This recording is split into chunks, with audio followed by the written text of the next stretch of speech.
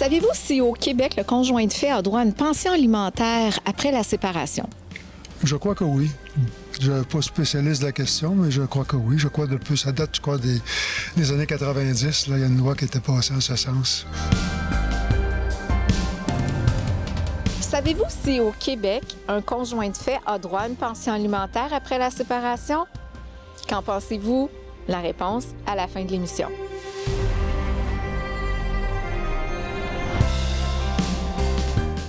Bonjour et bienvenue à votre émission Rupture. Aujourd'hui, conjoint de fait versus marié, on démêle les complexités légales. Pour en parler avec moi, je reçois Maître Laurence Gagnon-Foy. Bonjour. Bonjour, merci de me recevoir. Bien, merci à vous d'être là. Vous êtes avocate en droit de la famille au cabinet Verdon Armanda Gauthier Avocat. Oui. Merci beaucoup d'être là. Merci à vous. Alors, Maître Gagnon-Foy, quelle est la différence fondamentale entre conjoint de fait versus marié? Bien, c'est pas du tout la même chose. En fait, le mariage permet aux conjoints, en fait, d'avoir une certaine protection légale au niveau de leur patrimoine, puis au niveau d'une obligation alimentaire aussi. Ce que ça veut dire essentiellement, c'est qu'à partir du moment où des gens décident de se marier, bien, il y a la création d'un patrimoine familial qu'on appelle. Donc, la résidence familiale, par exemple, chalet, résidence secondaire qui était à l'usage de la famille, les véhicules également là, à l'usage de la famille et les fonds de pension, REER qui sont accumulés pendant le mariage. Donc, tout ça, en fait, ça devient partageable à la fin de l'union, tout dépendant. Bon, c'est sûr qu'il y a certaines petites complexités du cas par cas, là, mais de façon générale, c'est partageable à part égale, ce qui fait en sorte qu'il y a une certaine répartition des actifs ou en fait de la valeur des actifs à la fin de l'union. Et ça, dès qu'on est marié, ça se passe comme ça? Oui, c'est ça. C'est d'ordre public. OK. Donc, ce patrimoine familial-là, ça s'adresse à tous les conjoints mariés. Ensuite, c'est sûr qu'il y a le régime matrimonial qui peut être choisi. Tu sais, les gens ne pensent pas nécessairement toujours, là, mais quand des gens viennent dans notre bureau, on leur demande est-ce que vous êtes passé chez le notaire avant d'aller, par exemple, célébrer votre mariage pour choisir le régime matrimonial. Souvent, les gens disent non. Ouais. En fait, il y a deux choix. Il y a le régime de la séparation de biens ou de la société d'acquêt. Donc, si vous ne faites pas de choix, en fait, il y a un choix automatique qui est fait pour vous. Juste à l'église, là, ça se fait automatique. Oui, bien, ou au palais de justice, là, en fait, les gens sont assujettis au régime matrimonial de la société d'acquet. Donc, ça inclut d'autres biens là, qui vont être, dont la valeur va être partageable à la fin de l'union. Conjoint de fait, c'est pas le cas. Il n'y a pas cette protection-là, en fait, pour que, finalement, un conjoint, par exemple, ait un certain droit sur un autre bien de l'autre, il faudrait qu'il soit copropriétaire. Puis on pense souvent, là, le cas classique, c'est une résidence, par exemple, dont les deux conjoints sont copropriétaires. OK. Donc, j'ai mes placements, l'autre a ses placements, on achète une maison 50-50, il y a séparation, on reprend chacun notre partie. Oui, c'est ça. Ou si vous achetez pas, il faut la mettre en vente, là, malheureusement. Mais effectivement, là, autrement que ça, ce partage-là ne se fait pas entre conjoints de fait. Il y a aussi une autre chose qui vient avec le mariage, qui est le soutien alimentaire. Oui. Donc, quand on parle de pension alimentaire pour ex-époux, ben ça, c'est pas possible pour les conjoints de fait. C'est pas prévu par la loi. Okay. Donc, c'est pas un droit qui est accessible là, quand on n'est pas marié. OK. Les enfants, par contre, ça, qu'on soit marié ou qu'on soit conjoint de fait, il y a des dispositions qui sont prévues pour protéger finalement là, les enfants, puis qu'il y ait une pension alimentaire pour enfants qui soit fixée sans égard au statut matrimonial. Quels sont les mythes les plus répandus concernant le statut de conjoint de fait? Bien, je vous dirais peut-être le fait que au décès, oui, on hérite de quelque chose de par son conjoint de fait. En fait, ça, pas du tout, à moins de l'avoir prévu là, dans le cadre d'un testament. Donc, ça fait 35 ans qu'on est ensemble, on a toujours vécu ensemble, on n'est pas mariés, l'autre décède. il n'y a rien qui m'est attribué automatiquement. S'il n'y a rien de prévu dans le cadre d'un testament, malheureusement, ben en fait, ou heureusement, en fait, là, mais ce qui arrive, c'est que c'est vraiment la dévolution légale. Donc, souvent, si cette personne-là a des enfants, bon, ben, sa succession va aller à ses enfants. Ça peut être un petit peu difficile quand, par exemple, on est copropriétaire d'une résidence, puis la personne décède, mais on n'hérite pas de la moitié de notre résidence qu'on habite, dans laquelle on investit. Donc ça peut être un petit... Elle va aux enfants si on a des enfants. Oui. Et si on n'a pas d'enfants, ça va aux parents, oui, aux frères et c'est sœurs, ça, là, selon les étapes là, des gens qui sont vivants ou qui nous survivent. Là. Mais oui, c'est ça. Donc ça peut être un petit enjeu. Aussi, je sais que parfois, les gens ont des idées préconçues par rapport aux modalités de garde qui vont être déterminées pour les enfants à la suite d'une rupture. Il faut comprendre que, c'est sûr que les gens ont l'impression que la garde partagée est un petit peu en vogue ou que c'est peut-être des modalités de garde qui sont généralement mises en place, mais c'est vraiment du cas par cas. Donc, c'est pas parce qu'on a des enfants ensemble qu'on se sépare qu'on a automatiquement une garde 50-50. Non, c'est vraiment du cas par cas selon... Il y a des critères là, qui sont établis par la jurisprudence, notamment par rapport à l'intérêt de l'enfant. Donc, si jamais les parents s'entendent pas puis qu'ils doivent se présenter là, devant le juge pour faire trancher de cette question-là, ben ça va être ces critères-là qui vont être évalués, puis le tribunal devra trancher selon l'intérêt de l'enfant. OK, mais donc, est-ce que le parent a la même chance à 50-50 d'avoir la garde? Ah, bien, oui. Oui, c'est pas nécessairement... Il n'y a pas de mode de garde qui est privilégié. Okay. Mais si c'est deux parents qui sont impliqués, si c'est deux parents qui ont la disponibilité, que des facteurs géographiques ne sont pas en jeu, oui, effectivement, les deux parents... Et ça, qu'on soit marié ou conjoint de fait, là? Même chose. OK. Fait que dès qu'on a des enfants, ça va avec le rôle de parent. C'est ça. Le tribunal va être vraiment préoccupé par le meilleur intérêt de l'enfant, puis va décider en fonction de ça, peu importe le statut conjugal. OK. Un autre mythe qui est fréquent, que j'entends, c'est qu'on a des enfants, donc ils doivent me payer une pension alimentaire. Ah, ça dépend. Mais... En fait, le législateur a fait en sorte de faire une petite formule, là. Donc, si, par exemple, on est des parents en garde partagée qui avons des revenus équivalents, ben à ce moment-là, il n'y aura pas nécessairement de pension alimentaire pour les enfants qui vont être payés. Est-ce que si on est marié, est-ce qu'il y a une pension alimentaire? Pas d'emblée non plus. Pour les enfants ou pour ex-époux? Pour ex-époux. Ah, ben là, en fait, si on est conjoint de fait, c'est sûr qu'il n'y a pas de pension alimentaire pour ex-époux, parce qu'il n'y a pas d'ex-époux. En fait, c'est un ex-conjoint. Si on est marié puis qu'il y a des enfants, mais ça va dépendre. Si, par exemple, on est quelqu'un qui avons travaillé toute notre vie, qu'il n'y a pas nécessairement de dépendance économique qui s'est créée ou que les critères pour l'attribution d'une pension alimentaire pour ex-époux ne sont pas rencontrés, c'est pas automatique que parce qu'on est marié, il y a une pension alimentaire pour ex-époux. Puis, est-ce que la séparation, elle se passe de la même façon que je sois mariée ou conjoint de fait, ce qui veut dire que je vais aller en médiation? Quand il y a des enfants, là, on s'entend, on passe toujours par la médiation? Bien, en fait, quand vous êtes marié, la séparation doit être d'une certaine façon confirmée par le tribunal parce que vous devez vous divorcer. OK. Quand vous êtes conjoint de fait, vous pouvez vous séparer puis personne ne le saura jamais puis ça va terminer. Même si on a des enfants? Bien, si vous vous entendez. OK. Puis qu'il n'y a pas d'enjeu au niveau de la garde, il n'y a aucune obligation. Donc, on n'a pas à avoir un jugement comme dans le cas d'un mariage? Non. OK. Puis, non. Donc, l'entente au niveau de garde partagée ou pension pour les enfants, si on est conjoint de fait puis qu'on s'entend, c'est quoi, juste un document entre nous? En fait, il y a des gens qui n'auront jamais de document. S'il y a des petits enjeux qui sont un petit peu plus complexes, là, je vous dirais que souvent, les gens aiment ça se faire une entente de séparation qui peut être faite en médiation, comme qui peut être faite entre eux. Puis à ce moment-là, cette entente-là peut rester comme ça, puis les gens... la suivre ou bien ils peuvent la faire entériner par un tribunal aussi s'ils le pensent nécessaire.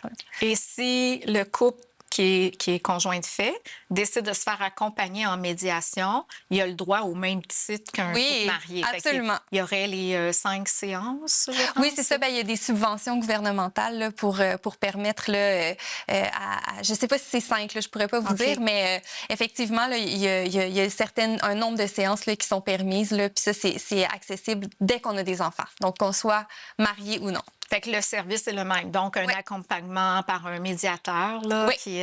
puis dans les médiateurs, rappelez-moi, là, il y a avocat, il y a un notaire aussi qui Oui, peut puis être des travailleurs sociaux, je pense, Ouais. peuvent être médiateurs, puis psychologues aussi. des psychologues. Oui. OK. Donc, quand l'enjeu est essentiellement par rapport peut-être à la garde, ben ça peut être intéressant d'y aller avec quelqu'un qui est un petit peu plus en relation d'aide, alors que quand il y a des calculs à faire par rapport au patrimoine ou à la copropriété, ben ça peut être utile aussi d'avoir quelqu'un qui en connaît un petit peu plus comme un avocat au niveau des règles de droit.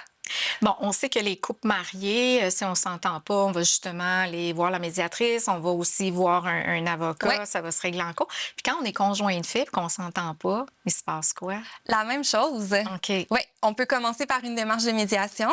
Oui. Si ça fonctionne pas à ce moment-là, ben souvent on peut aller consulter là, un conseiller juridique. Puis à ce moment-là, ben on peut, si les situations le justifient, là, prendre une procédure judiciaire au même titre que comme si on était mariés. Mais ce qui va être demandé va être différent. Souvent, c'est au niveau du partage des biens, partage de la copropriété aussi, si les gens sont copropriétaires, garde des enfants, puis fixation de la pension alimentaire OK. pour les enfants. Puis dans certains cas, quand il y a le conjoint de fait, bon, pour X raisons, soit pas travaillé ou le revenu est insuffisant.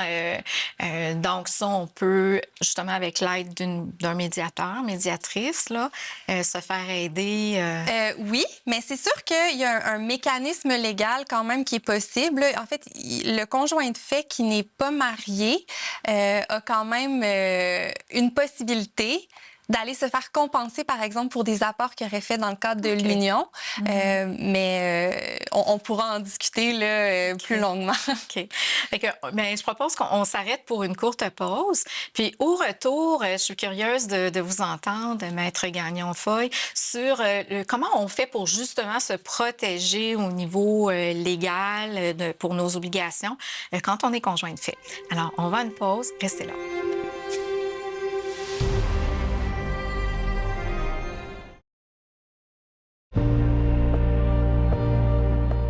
Nous sommes de retour à votre émission Rupture. Je suis en compagnie de Maître Laurence Gagnon-Foy.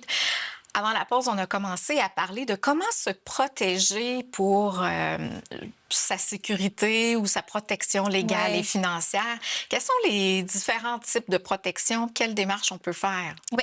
Bien, premièrement, si par exemple vous êtes déjà dans une situation où vous avez été en couple pendant une longue période de temps, par exemple, puis sans être marié, puis qu'il y a une situation un petit peu d'injustice là, qui, selon vous, se crée en raison de la dynamique de couple, Genre par exemple. une mère à la maison, conjoint entrepreneur qui a une entreprise. Oui, bien ça, c'est quand même un cas assez classique. Là. Quelqu'un, oui, un conjoint, par exemple, qui bâtit son entreprise. Oui, exactement, là, sans égard au sexe. Oui. Mais qui bâtit son entreprise pendant que l'autre conjoint là, fait beaucoup de travail à la maison, par exemple, élève des enfants, parfois même s'investit là, dans le cadre de cette entreprise-là sans être rémunéré nécessairement. Là.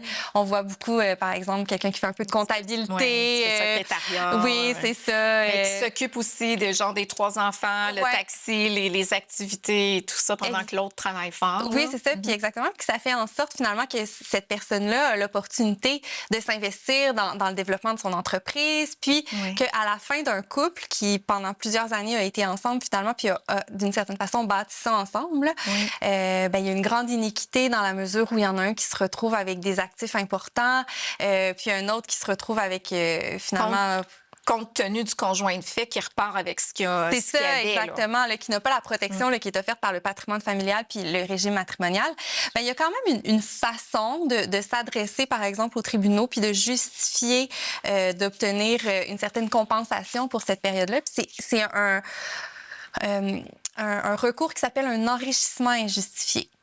Okay. Donc, ça, on voit ça là, essentiellement dans des situations comme ça, où quand il y a quelqu'un qui est propriétaire aussi d'une maison, que le conjoint vient y habiter, investit beaucoup dans le cadre de cette... travaux longtemps, il investit dans les rénaux ou, entre autres, j'ai habité chez mon conjoint, ma conjointe, lui, il paye ou elle paye l'hypothèque, puis moi, ben, je m'occupe de l'électricité, l'épicerie ou les petites dépenses qui, en fin de compte, ne prennent pas de valeur, là. Oui. Donc, ça, c'est il sûr se que passe c'est quoi? toujours, c'est ça, c'est toujours du cas par cas.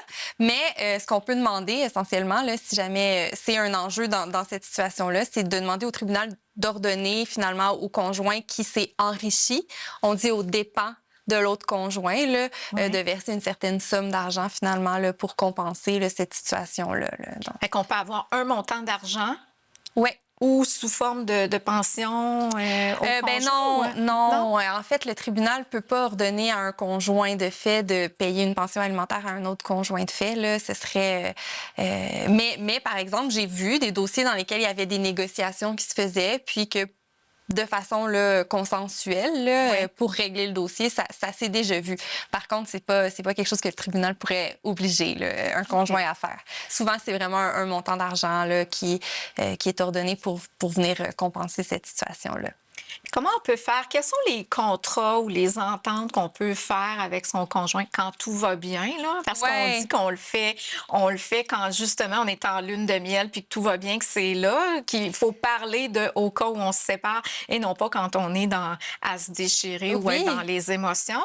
Fait qu'est-ce que deux conjoints de fait peuvent faire? Parce qu'on comprend que les mariés, eux, sont protégés par le mariage, mais le conjoint de fait, qu'est-ce qu'il peut... Bien, il y a toujours la possibilité de faire, on appelle ça un contrat de vie commune, où là, on met vraiment un peu nos propres règles. C'est quand même assez souple, mais où on dit, bon, ben, dans l'éventualité d'une rupture, voici ce qu'on pourrait faire, ou, tu sais, de même prévoir des soutiens alimentaires, ou il y a certaines choses qu'on peut pas nécessairement prévoir dans le cadre de cette entente-là, parce que ça dépend de la situation au moment de la rupture. Là, je pense surtout là, à la garde des enfants. Là. Si, par exemple, quand tout va bien, on prévoit que ça va être une garde partagée quand on va se séparer, mais qu'au moment de la séparation, ça ne fonctionnerait pas. Là. Ça, à ce moment-là, ben, c'est sûr que c'est pas nécessairement liant là, pour les parties, mais pour ce qui est d'un partage au niveau des biens ou pour ce qui est de compensation financière, c'est vraiment possible de le faire dans le cadre d'un contrat de vie commune. Puis effectivement, c'est mieux de le faire quand on est ensemble, quand ça va bien, mais je vous dirais que c'est quand même assez rare, les gens qui décident de le faire. Oui. Oui, vraiment. Fait que dans le fond, on corrige après la séparation, mais ça pourrait être plus facile. Tu sais, si on reprend juste nos exemples, une personne qui a une entreprise versus le conjoint ou conjointe qui ne l'a pas. Je suis propriétaire de la maison où j'ai reçu un héritage, fait que ma mise de fonds sur la maison a été plus grande que le partenaire. Oui, bien ça, c'est ça. Mais en copropriété aussi, ça peut être vraiment important de le mentionner, là, les mises de fonds. Ça, c'est un problème qu'on voit souvent, là, parce que si c'est pas mentionné, généralement, quand on a deux copropriétaires, puis il y en a un qui a vraiment investi à l'acquisition de l'immeuble. Parce que quand on va pour acheter notre maison, c'est pas d'emblée une question qui nous est posée, ça, par le notaire. On arrive avec une mise de fonds, mais qui a mis quoi dedans? Est-ce qu'on veut le récupérer à la disposition? Non, effectivement. Il y en a qui le font. Il y a des notaires qui font cet exercice-là. Mais je pense que ça peut être quand même important de le faire parce que si c'est pas mentionné nulle part puis qu'il y a des clauses dans le contrat de copropriété qui disent qu'ils sont 50-50 propriétaires, ben là, à ce moment-là, ça peut devenir un petit peu plus difficile de récupérer cette mise de fonds-là. Autre contrat qui est important, qu'on a parlé un peu plus tôt, un testament. Oui. On n'espère jamais vraiment, c'est jamais vraiment plaisant à faire, mais quand même, ça peut faciliter beaucoup la vie de notre entourage là, si jamais il y a un accident ou au moment du décès. Et même chose pour le mandat en cas d'inaptitude. Le mandat en cas d'inaptitude. Puis surtout, bon, quand on est les deux parents d'une famille, ça va, il y a séparation, on forme un nouveau couple et là, le conjointe a des enfants. Donc là, les héritiers, il y en a plus, là, c'est plus large en dessous. Et si j'ai pas de testament, si je suis pas mariée avec ce deuxième conjoint, partenaire-là, que ce soit une femme ou un homme, là, si je décède, ça va aux enfants. Donc, si j'étais copropriétaire d'une maison, parce que ça, c'en est un des mythes, la maison, ben, elle revient à moi, je suis la copropriétaire. Mais si j'ai pas de testament, d'emblée, c'est pas ce qui va se passer. Non, c'est pas ce qui va se passer. Puis c'est quand même pertinent d'en parler parce que de plus en plus, on est dans des familles reconstituées. Oui. Donc, si, par exemple, on est des conjoints de fait, que notre conjoint décède, mais qu'on a des enfants ensemble et que là, ben, en fait, sa succession va à ses enfants, enfants, c'est tel que tel, parce qu'on est aussi le tuteur des enfants, donc on peut un peu gérer ça. Des familles reconstituées, par exemple, où il n'y a pas de testament, vous êtes copropriétaire d'un immeuble, Oui. puis cette personne-là qui décède de des enfants issus d'une union précédente, Oui. ben là, vous vous retrouvez d'une certaine façon à devoir gérer la situation avec l'ex-conjointe qui est la mère des enfants qui sont héritiers. C'est son petit. Oui, c'est ça, c'est son mineur. Donc, ça, c'est quand même un défi. Je vous dirais qu'on n'a pas nécessairement envie de vivre. Donc, oui, effectivement, de faire un testament, ça peut être vraiment facilitant dans des situations comme ça. OK. Puis, dans le testament, on va décider à ce moment-là si on a le nouveau conjoint, une nouvelle conjointe a des enfants et nous, on a des enfants, bien, à qui va... Oui. Il y a une grande latitude qui est faite là, au niveau de la succession quand on a un testament. Il faut comprendre aussi que quand on est marié, Oui. qu'est-ce qui arrive quand notre époux décède? Oui. Bien, c'est comme si on se divorçait. Essentiellement, on va partager le patrimoine familial et dissoudre le régime matrimonial. Donc, avec le conjoint survivant. Ou avec c'est les ça. enfants? Ça va être avec la succession. OK. Donc, ça veut dire que si je suis mariée, Oui. mon conjoint décède, sa part va à nos enfants, c'est ça? Bien, en fait, il y a une partie. En fait, on partage le patrimoine familial et la société d'acquet. Puis après ça, le reste va aux enfants, oui. OK. Donc, je ne serai pas l'unique. C'est pas parce que je suis mariée que je vais être l'unique héritière. Non, pas nécessairement. OK. Fait que ça, il faut le déterminer. Fait que ça peut être utile un testament Bon, on aussi. s'en sort pas. Fait que conjoint de fait ou marié, on doit prévoir un testament. C'est toujours plus facile, OK. oui. Puis est-ce qu'il y a d'autres genres de contrats, comme si, supposons, j'arrive dans un couple où là, j'avais un bon portefeuille financier, bon portefeuille de placement. Est-ce que dans l'entente, je dois mentionner que... Bien, en fait, si vous êtes dans un couple puis que vous n'avez pas l'intention de vous marier, Oui. ça change rien parce que de toute façon, votre conjoint n'a pas légalement de droit sur ce que vous avez acquis puis sur ce que vous allez acquérir également pendant la vie commune. Si vous êtes marié, par contre, bien, ça peut toujours être utile avant le mariage Oui. de faire un petit inventaire de ce qu'on avait. Comme ça, bien, c'est moins difficile après ça si jamais, malheureusement, le couple ne fonctionne pas puis vous devez vous divorcer. Là, c'est un petit peu plus simple de voir ce qu'on avait au moment du mariage à ce moment-là pour qu'on prenne vraiment en considération ce qui a été accumulé pendant le mariage. Là. OK. Donc, dans un monde idéal, on recommande quoi aux gens qui décident de devenir conjoint de fait? Qui décident de devenir... Oui, parce que c'est vrai que d'être conjoint de fait, c'est un choix aussi, autant que de se marier.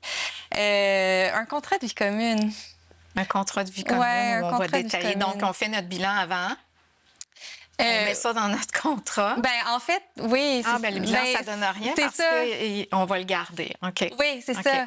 Mais en fait, il faut juste que les gens soient conscients, en étant conjoint de fait, qu'il n'y a pas des choses automatiquement qui vont être partageables. Donc, déjà de le savoir, puis de faire un contrat de vie commune si jamais on est sous l'impression, là, pendant que ça va bien, on est sous l'impression que ce serait plus facile de le faire de cette façon-là si jamais une rupture survenait. Puis un testament, puis un mandat en cas d'inaptitude. Puis encore plus pertinent si on a des enfants pour protéger, pour convenir de tout ça, parce que les enfants ont certains droits, mais comme je suis le parent qui vit avec les enfants, si là, moi, je vis d'une pauvreté ou je dois le prévoir un peu avant, là, quand ça va bien. Oui. OK. C'est pas simple, hein? Fait que, donc, la meilleure façon, c'est vraiment d'aller consulter, d'aller s'asseoir, de se faire accompagner dans vraiment. tout ça. C'est pas parce que vous allez consulter un avocat que vous vous ramassez dans une grosse procédure. Des fois, c'est juste de s'informer sur ses droits, là. Merci. On s'arrête pour une courte pause. Au retour, on répond à notre question Vox Pop.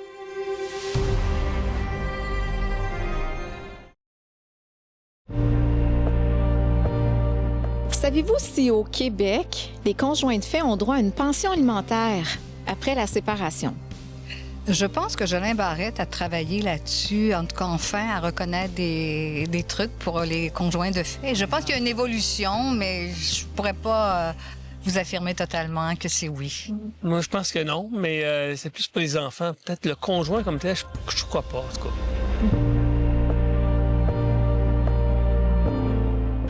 Nous sommes de retour à votre émission Rupture. C'est le moment de répondre à notre question Vox Pop. Alors, savez-vous si au Québec, un conjoint de fait a droit à une pension alimentaire après la séparation? Alors, Maître Gagnon-Foy, vous y avez répondu, assurément, dans le début de l'émission.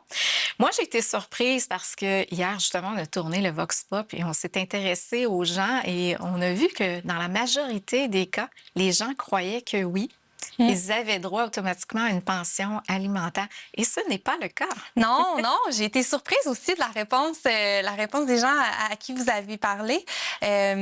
C'est vraiment un droit qui est propre au mariage. Puis d'ailleurs, là, s'il y en a que ça intéresse, là, j'invite les gens à lire la décision Éric contre Lola, là, qui vient un peu faire l'explication du fait que justement, ben, se marier, c'est un choix, mais de ne pas se marier, c'est un choix. C'est aussi un choix. Ouais. Mm-hmm. Et puis, ben là, on sait qu'il y a une nouvelle loi là, qui entre en vigueur, je pense que c'est en juin. Pouvez-vous nous en parler un peu? Oui, en fait, c'est ça. Ça va être le régime de l'union parentale. Donc, tout ce que je vous disais là, par rapport au fait qu'il n'y avait pas nécessairement de partage des biens entre conjoints, bien, ça va un petit peu changer pour les gens qui ont des enfants, des conjoints de fait qui ont des enfants après le 30 juin 2025. Okay. Mais là, à ce moment, il y a comme une mini-version du patrimoine familial qui va se faire. Donc, la résidence familiale, la résidence secondaire qui était à l'usage de la famille, par exemple, puis les véhicules. Mais là, à ce moment-là, peu importe qui est propriétaire, finalement, là, il va y avoir un certain partage de la valeur qui va pouvoir se faire à partir du moment où les gens ont des enfants. Mais ça s'applique vraiment aux gens qui auront des enfants qui sont nés après l'adoption de la loi et pas aux couples de conjoints de fait qui n'ont pas d'enfants. OK. Ce qui veut dire que cette loi-là prévient, en fait, que tout ce qui est utile aux enfants soit partagé. Maison, véhicule, comme vous dites. Oui, bien, c'est ça. En fait, c'est ça, que ce soit c'était la famille qui utilisait ces biens-là, donc certains là, partages qui se fait dans ce contexte-là, mais tu sais, ça inclut pas les fonds de pension, les REER, comme le patrimoine familial dans le cadre du mariage. Est géré comme un conjoint de fait. C'est ça, exactement. Maître Gagnon-Foy, merci infiniment de votre présence. Merci J'espère qu'on a su démêler les complexités, même si ça demeure complexe. Alors, si vous avez aimé l'épisode, je vous invite à aller aimer la page Facebook de Rupture, commenter, répondre à notre question Vox Pop. Puis nous, on se retrouve la semaine prochaine. Le sujet coparentalité 2.0, faire équipe parentale après la séparation. Alors, prenez soin de vous. À bientôt.